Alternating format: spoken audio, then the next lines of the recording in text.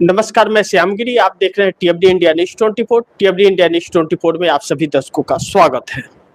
बिहार के अंदर बहुत चौंकाने वाली खबर, सरकार बनती बनती उखड़ती हुई नजर आ रही है। बिहार के अंदर इस वक्त जो हलचल है, कहीं न कहीं नीतीश कुमार की नाराजगी अब भारतीय जनता पार्टी को भारी पड़ने वाली है। तेजस्वी यादव ने खुला बयान दे दिया है कि नीतीश एक बार हाँ करे, बाकी सब मैं संभाल लूंगा।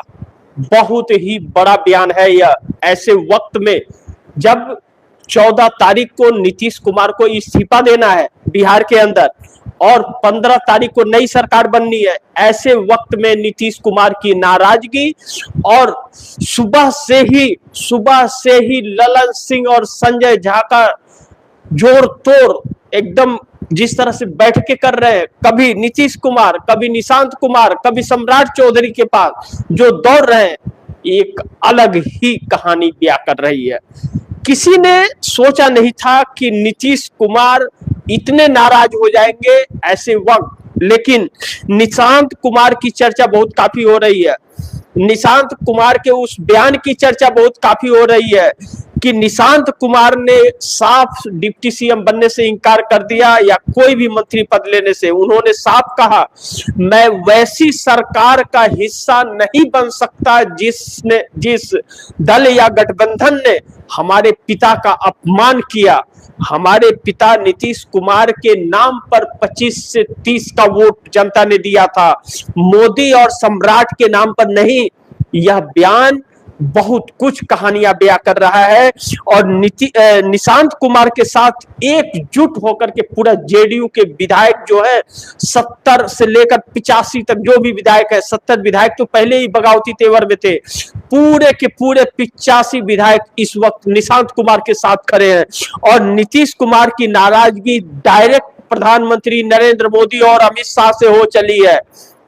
डायरेक्ट नीतीश कुमार यह कह रहे हैं कि हरिवंश नारायण जो उप सभापति हैं राज्यसभा के, उनको भारतीय जनता पार्टी ने कैसे मनोनीत किया।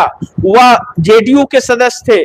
मैं जेडीयू से जब उन्हें राज्यसभा सांसद नहीं बना करके भेजा, तो जिस दिन मैं शपथ ले रहा हूं उसी दिन भारतीय जनता पार्टी ने राष्ट्रपति से मनोनीत करा के शपथ किसके कहने पर दिलवाई और किसके मर्जी से दिलवाई, यह अब मंजूर नहीं। यानी कि भारतीय जनता पार्टी ने हरिवंश राय को जिस तरह से जालसाजी से जेडीयू का सदस्य रहते हुए वह उन्हें मनोनीत की है अपने कोटे से, वह नीतीश कुमार को रास नहीं आ रहा है। इसका मतलब नीतीश कुमार ने जो 4 सूत्रीय मांग रखी थी, अब उन 4 सूत्रीय मांगों में नीतीश कुमार का जो दर्द झलका था, अब वह सामने आ रहा है और भारतीय जनता पार्टी के क्रियाकलापों का भी हिसाब करते हुए नजर आ रहे हैं। ऐसे में ललन सिंह और संजय झा की एंट्री हो चली है और संजय झा, ललन सिंह बहुत मनाए हैं नीतीश कुमार को, नीतीश मानने को तैयार नहीं हुए हैं।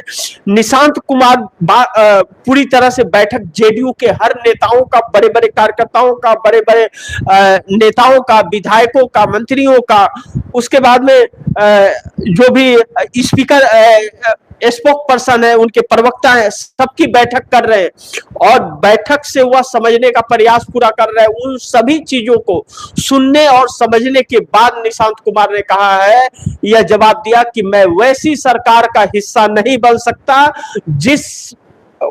मैं वैसे गठबंधन और वैसे पार्टी के सरकार का हिस्सा नहीं बन सकता जो हमारे पिता का अपमान किया। तो अब ऐसे में नीतीश कुमार का समर्थन मिलेगा भारतीय जनता पार्टी को या नहीं मिलेगा? एनडीए गठबंधन टूट जाएगा या एनडीए गठबंधन बचेगा? नीतीश कुमार ने इसे अपने प्रेस्टीज से जोड़ दिया है और निशांत कुमार ने इसे अपने सम्मान से जोड़ दिया है और जेडीयू के विधायक जो है वह बागी ही है। ऐसे में भारतीय जनता पार्टी का खेल खराब होता हुआ नजर आ रहा है।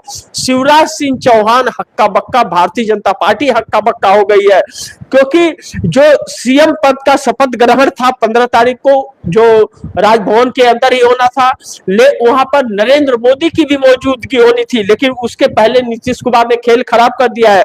और जो अचानक से बयान आया है तेजस्वी यादव का कि एक बार नीतीश कुमार सिर्फ बोल दे बाकी सब कुछ मैं संभाल लूंगा, यह बातें, यानी कि 130 विधायकों की सूची तैयार है इस वक्त नीतीश कुमार के पास, और संजय झा और ललन सिंह को कमान सौंपा गया है। संजय झा और ललन सिंह बातचीत कर रहे हैं, लेकिन बात का कुछ निष्कर्ष निकलता हुआ नजर नहीं आ रहा है और बैठकों का दर लगातार जारी है। नीतीश कुमार एकदम बिल्कुल चुप हो गए हैं, निशांत कुमार ने पूरी तरह से कमान संभाल लिया है। यह भारतीय जनता पार्टी के लिए बड़ी चिंता की बात है। इसीलिए ऐसे में नीतीश कुमार पलटने लगे, बिहार में खेल अभी बाकी है, इसीलिए कहा जा रहा है कि नीतीश कुमार पलटने लगे, बिहार में खेल अभी बाकी है। निशांत के साथ 70 विधायक तो एक पैर पर खड़े हैं।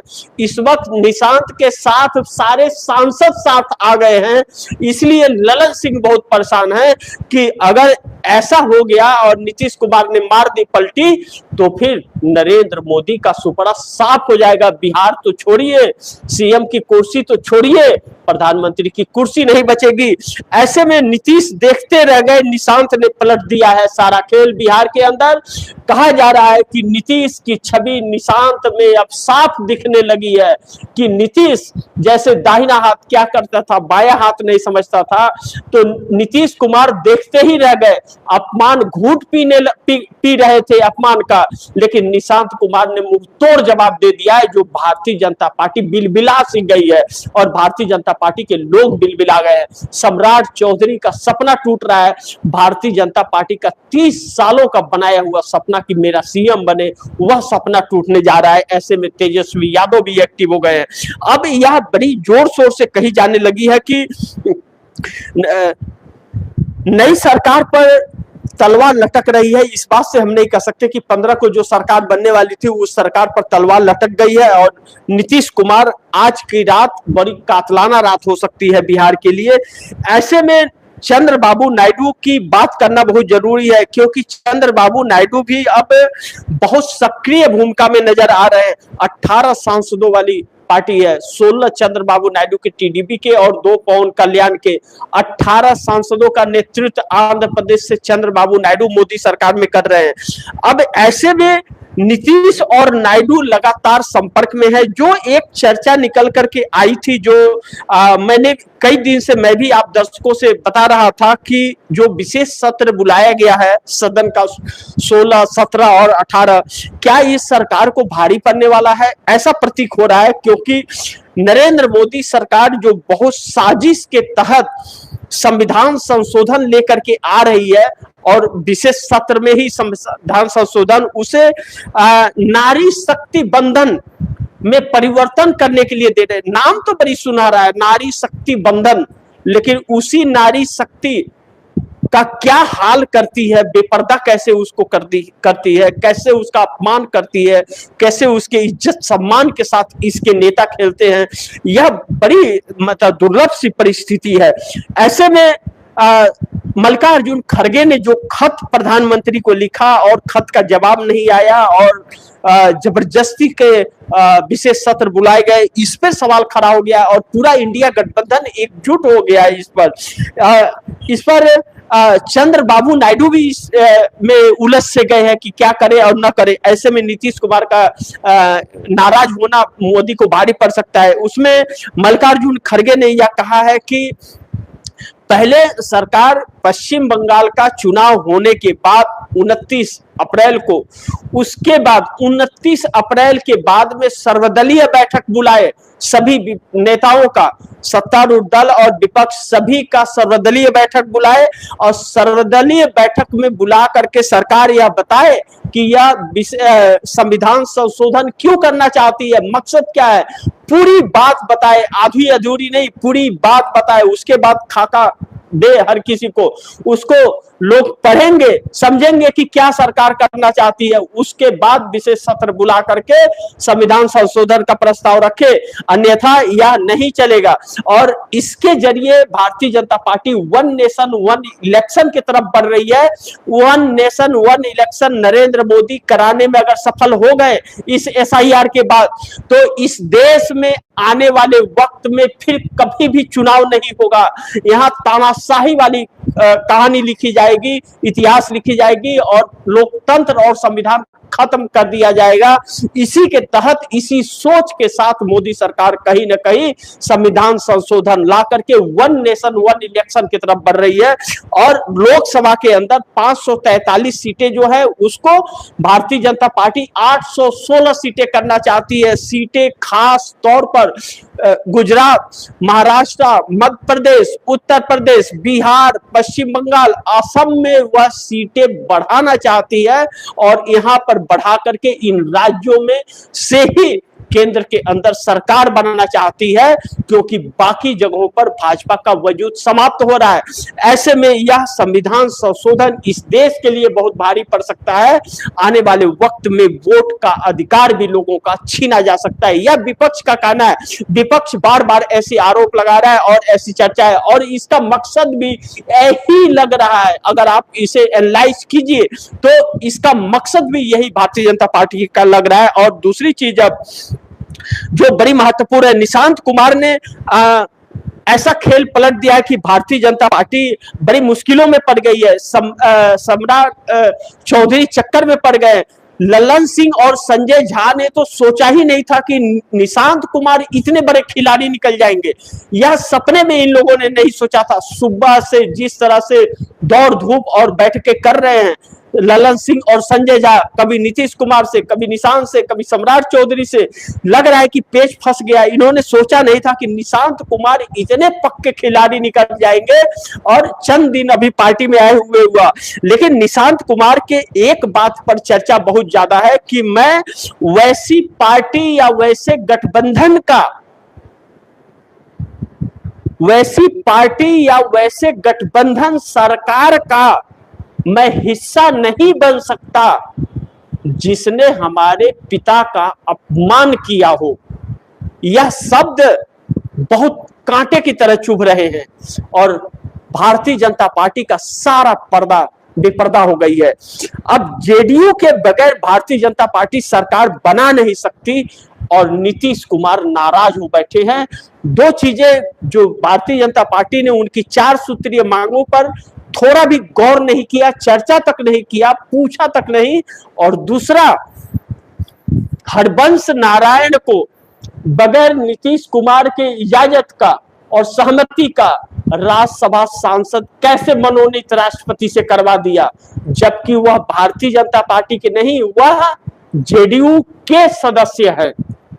यहां पर भारतीय जनता पार्टी का पेच फंस गया और उसके मंसूबे नजर आ गए नीतीश कुमार को, क्योंकि नीतीश कुमार जिस दिन लिए उपराष्ट्रपति राधाकृष्णन से, उसी दिन हरबंश नारायण भी शपथ लिए नीतीश कुमार के साथ। यह बड़ी चौंकाने वाली थी। अब यह कहानी समझ आई कि नीतीश कुमार आखिर दिल्ली से क्यों भाग आए पटना और भारतीय जनता पार्टी के साथ बैठक नहीं किया।